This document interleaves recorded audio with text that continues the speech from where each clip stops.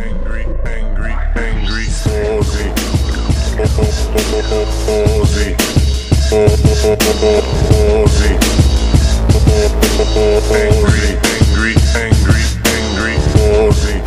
Okay viewers, a quick primer in Australian politics.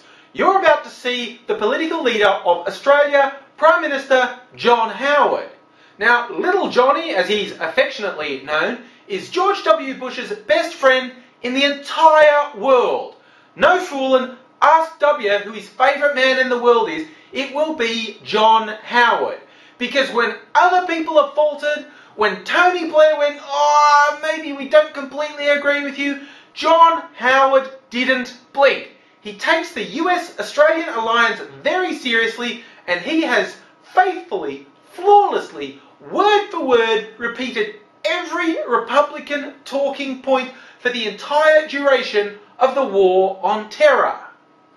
But the Australian-American alliance is bigger than one political party.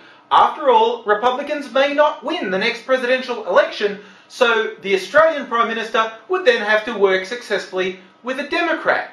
So, what thoughtful response did John Howard give when it was put to him that Barack Obama, presidential hopeful, thinks troops should be pulled out of Iraq? If he gets it, he has a plan to bring troops home by March 2008, and his direct quote is, "Letting the Iraqis know we'll not be there forever is our last best hope to pressure the Sunni and Shia to come to the table and find peace." So basically he's agreeing with the Labor Party. Yes, I think he's wrong. I mean, he's a long way from being President of the United States. I think he's wrong. I think that would just encourage those who wanted completely to destabilise and destroy Iraq and create chaos and a victory for the terrorists to hang on and hope for an Obama victory. I mean, if I were running Al-Qaeda in Iraq, I would put a circle around March 2008 and pray as many times as possible for a victory not only for Obama but also for the Democrats. Oh, God, that's so embarrassing! To use that tired line and say a vote for him is a vote for terrorist victory. John, what happened to your subtle grasp of political rhetoric? Why are you saying such dorky things? It's perfectly reasonable to say you don't agree with the policy.